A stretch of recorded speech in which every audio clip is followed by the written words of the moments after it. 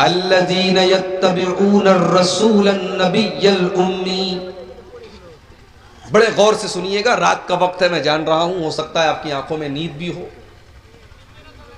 मगर आप गौर से सुनेंगे तो बड़ी पॉइंट की बातें इस आयत में आपको मिलेंगी।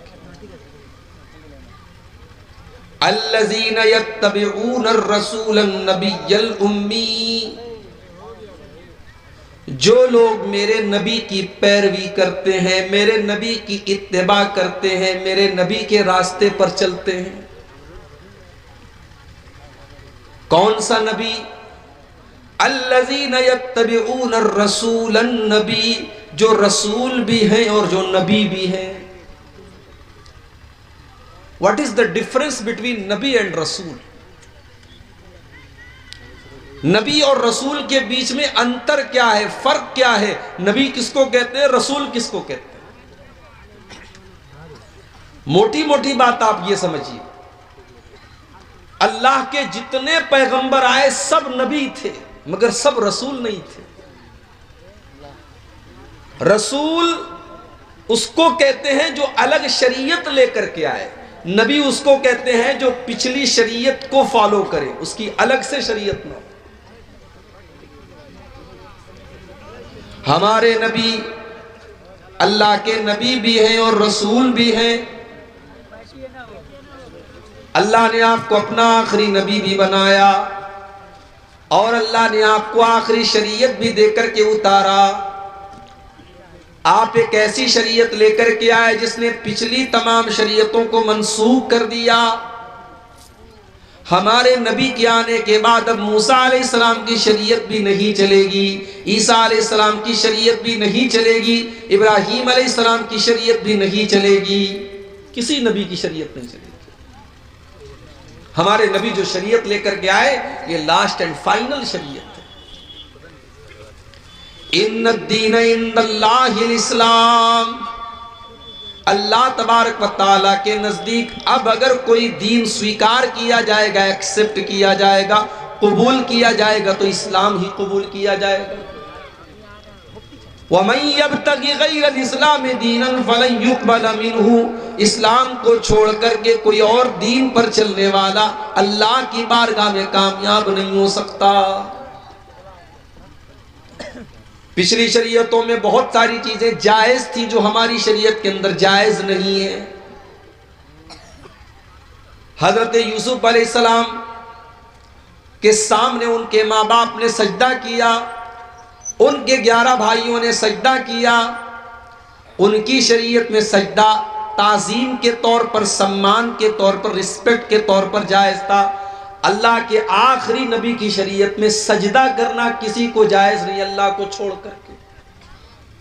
हमारी शरीयत में किसी को सजदा नहीं कर सकते, जितना भी सम्मान कर लें, रिस्पेक्ट कर लें, एहतराम कर लें, सजदा नहीं कर सकते, सर नहीं झुका सकते।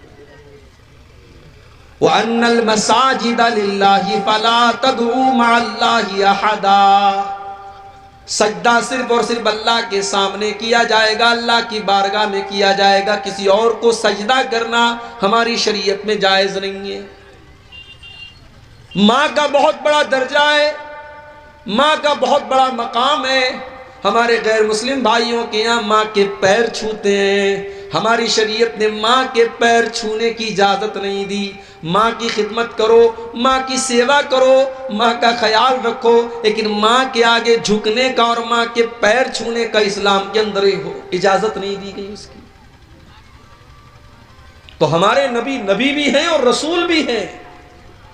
आप जो शरीयत लेकर के आए हैं इसने पिछली तमाम शरीयतों को मनसूख कर दिया, कैंसिल कर दिया। अब शरीयत चलेगी कयामत तक तो आप ही की शरीयत चलेगी। उमर फारूक रजी अल्लाह तआला अन्हु तौरात का एक नुस्खा लेकर के अल्लाह के नबी के सामने पढ़ रहे हैं। 12वीं के अल्फाज, अल्लाह के नबी का चेहरा गुस्से से लाल हो रहा है। उमर फारूक की नजरें तो उस किताब की तरफ है, वो अल्लाह के नबी का चेहरा नहीं देख रहे हैं। अबू बकर सिद्दीक ने फरमाया सकिलत का सवाकिर या उमर, ऐ उमर तुझे खोने वालियां खो दे, तुझे गुम करने वालियां गुम कर दे, क्या तू अल्लाह के नबी का चेहरा नहीं देख रहा है? जब हजरत उमर ने नजरें उठा करके अल्लाह के नबी का तमतमाता हुआ चेहरा देखा, फौरन उस तौरात के नुस्खे को जमीन पर फेंक दिया और कहने लगे रदीतु बिल्लाहि रब्बा व बि मुहम्मदिन रसूला व बिल इस्लाम दीना।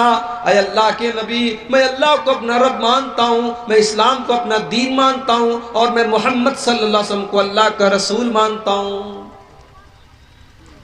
अब जरा जुमला सुनो अल्लाह के नबी ने क्या कहा। आपने फरमाया कि ऐ उमर, उस अल्लाह की कसम जिसके हाथ में मेरी जान है, लऊ काना मूसा हय्यन, अगर आज मूसा अलैहिस्सलाम भी जिंदा हो जाए, व अदरक नबुवती, और मेरी नबूवत का ज़माना मूसा अलैहिस्सलाम भी पा जाए, मा वसिअहु इल्ला इत्तिबाई, तो मूसा अलैहिस्सलाम को भी मेरी पैरवी करनी पड़ेगी, उनको भी मेरी शरीयत पर चलना पड़ेगा। मेरे दौर में अगर मूसा भी आ जाए तो मूसा की शरीयत नहीं चलेगी। ओ लोगों, जब मूसा की शरीयत मेरे नबी की शरीयत के अंदर नहीं चल सकती, तुमने अपने बुजुर्गों की शरीयत को क्यों चलाना शुरू कर दिया? तुमने अपने बड़ों की शरीयत को क्यों चलाना शुरू कर दिया? तुमने अपने इमामों की शरीयत को क्यों चलाना शुरू कर दिया? रब का कुरान पढ़ा जाए, नबी का फरमान पढ़ा जाए और उसके बाद कोई कहे कि मेरे इमाम ने ये कहा, मेरे बुजुर्गों ने ये कहा, मेरे बड़ों ने ये कहा, इससे बढ़ के शर्म की बात और इससे बढ़ के अफसोस की बात क्या होगी? तो मेरा नबी नबी भी है और रसूल भी है। अल्लज़ीना यत्तबिऊन अर्रसूल अन्नबिय्यल उम्मी, मेरा नबी नबी भी है और मेरा नबी रसूल भी है और मेरा नबी उम्मी भी है। उम्मी किसको कहते हैं? उम्मी बना है उम से, उम के माने मां। मां के पेट से बच्चा निकलता है तो पढ़ लिख करके नहीं निकलता है, अनपढ़ होता है। अल्लाह के नबी उम्मी थे क्योंकि पूरे अरब के अंदर ज्यादातर लोग उम्मी थे, पढ़ना लिखना नहीं जानते थे, पढ़ने लिखने का शौक ही नहीं था। अल्लाह ने अपने आखिरी नबी को उम्मी क्यों बनाया? कुरान उठाओ, कुरान का 21वां पारा उठाओ, अल्लाह जवाब देता है वमा कुंत ततलू मिन क़ब्लिही मिन किताबिन वला तख़ुत्तुहु बियमीनिका इज़ल लर्ताबल मुब्तिलून। ऐ नबी, आप न तो कोई किताब पढ़ते थे, न आप एक लाइन लिख सकते थे। अगर आप पढ़ना लिखना जानते तो ये शक करने वाले, ये बातिल परस्त लोग, ये मुशरिक लोग, ये काफिर लोग आपकी नबूवत पर सवाल उठा देते। ये कहते ये तो पढ़े लिखे हैं, इन्होंने तौरात के अंदर पढ़ करके ये बात बताई है, इन्होंने इंजील के अंदर पढ़ करके ये बात बताई है। ऐ नबी, हमने आपको उम्मी बनाया, आपका कोई उस्ताद नहीं, आप किसी मदरसे में नहीं गए, आपने कलम चलाना नहीं सीखा, आपने लिखना नहीं सीखा, आपने पढ़ना नहीं सीखा, फिर भी आप अल्लाह का कुरान दुनिया को पढ़ पढ़ के सुनाएंगे। फिर भी आप नबी हैं और आप अपनी हदीसें पढ़ पढ़ के सुनाएंगे। दुनिया हैरत से देखेगी और सोचेगी इसको सिखाने वाला कौन है। तब दुनिया को पता चलेगा कि आपको सिखाने वाला आपका रब है। आप उम्मी थे मगर आप दुनिया के टीचर थे। मेरे नबी उम्मी थे, किसी मदरसे में नहीं गए, किसी टीचर के सामने आपने जानवे तलम्मुस तह नहीं किया, मगर आप सारी कायनात के टीचर थे, सारी कायनात के मुअल्लिम थे, गुरु थे आप। इसीलिए अल्लाह ने जब अपने नबी की खुसूसियात का तज़किरा कुरान में किया तो क्या फरमाया? वयुअल्लिमुहुमुल किताब वल हिकमा, मेरा नबी तुमको कुरान सिखाता है, मेरा नबी तुमको हिकमत की बातें सिखाता है, मेरा नबी टीचर है, मेरा नबी मुअल्लिम है, मेरा नबी तुमको किताब व हिकमत की तालीम देता है। मगर अफसोस, जिस नबी ने दुनिया को टीचिंग दी और तालीम दी और शिक्षा दी, उस नबी का कलमा पढ़ने वाले आज शिक्षा से दूर हैं, तालीम से दूर हैं।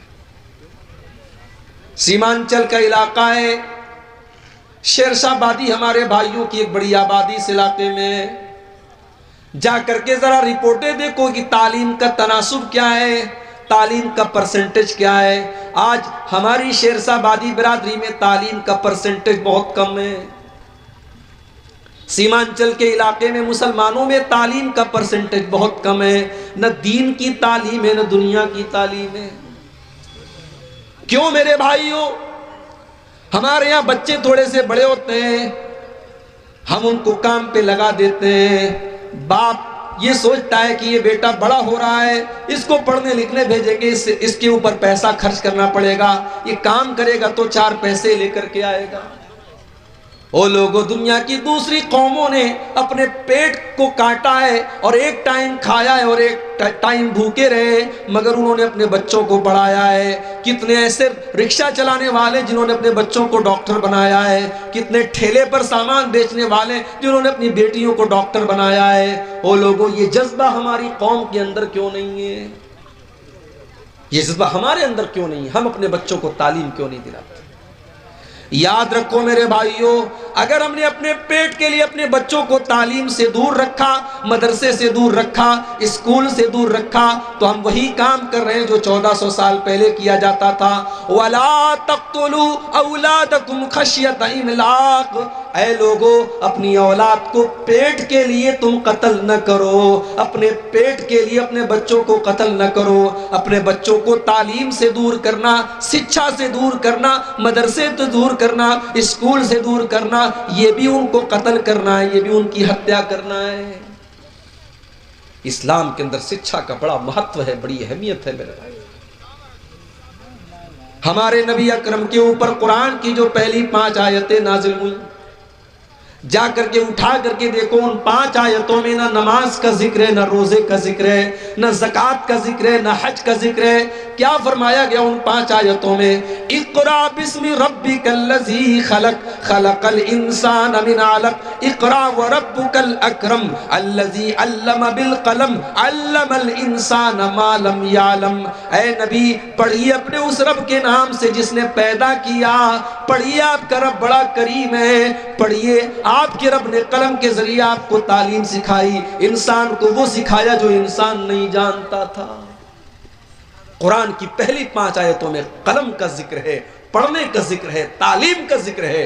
अगर उस कुरान का मानने वाला अगर आज तालीम से दूर है मेरे भाइयों, तो शर्म आनी चाहिए और हमें चुल्लू भर पानी में डूब मरना चाहिए। हमारे नबी उम्मी हैं, मगर सारी कायनात को दर्स देने के लिए आए हैं। हमारे नबी के टीचर कौन है?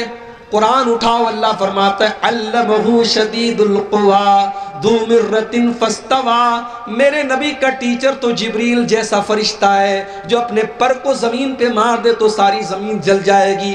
इतना हैवी, इतना हैबतनाक और तमाम फरिश्तों का सरदार जिब्रील अमीन मेरे नबी का टीचर है। मेरे नबी को कुरान पढ़ाने वाला टीचर जिब्रील अमीन है।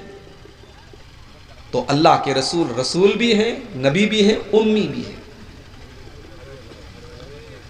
अल्लज़ी यजिदूनहु मक्तूबन इंदहुम फित तौराती वल इंजील। क्या भाई साहब, एक बार सेट कर लो भाई।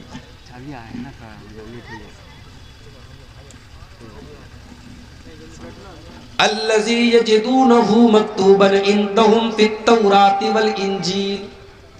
मेरे नबी का तज़किरा तुमको तौरात के अंदर मिलेगा जो यहूदियों की किताब है, इंजील के अंदर मिलेगा जो क्रिश्चियंस की किताब है। तौरात के अंदर तहरीफ कर दी गई, इंजील के अंदर चेंजिंग कर दी गई, मगर आज भी तौरात के अंदर अल्लाह के नबी का तज़किरा मौजूद है। आज भी इंजील के अंदर अल्लाह के नबी का तज़किरा मौजूद है। हमारे भारत में हमारे हिंदू भाइयों की जो किताबें हैं, हम नहीं कह सकते कि इन किताबों में कितना परिवर्तन किया गया, कितनी चेंजिंग की गई, मगर आज भी इन किताबों में हमारे नबी का तज़किरा मौजूद है। कहीं कहा गया कि वो नाराज शम्स होंगे, उनकी बहुत ज्यादा प्रशंसा की जाएगी। कहीं कहा गया उनका नाम मोहम्मद होगा, कहीं कहा गया कि महामद होगा, कहीं उनकी पैदाइश की तारीख बताई गई, कहीं ये बताया गया कि वो ऊंट की सवारी करेंगे, कहीं बताया गया उनकी 12 पत्नियां होंगी, कहीं बताया गया कि वो बुराक की सवारी करेंगे, कहीं उनके सहाबा का तज़किरा किया गया, कहीं उनकी खूबसूरती का तज़किरा किया गया। हमारे हिंदू भाइयों की किताबों में भी हमारे नबी का तज़किरा आपको मिलेगा। अल्लज़ी यजिदूनहु मक्तूबन इंदहुम फित तौरात वल इंजील। उस नबी का तस्करा तुमको सिर्फ कुरान में नहीं मिलेगा, दूसरी आसमानी किताबों के अंदर मिलेगा। और कहते हैं कि जादू वो है जो सर चढ़ के बोले। मेरे नबी की तारीफ तो आपके दुश्मनों ने भी की है, जो जिंदगी भर आपके दुश्मन रहे उन्होंने भी आपकी तारीफ की है, जिन्होंने आपका कलमा पढ़ा उन्होंने भी आपकी तारीफ की है, और जिन्होंने आपका कलमा नहीं पढ़ा उन्होंने भी आपकी तारीफ की है।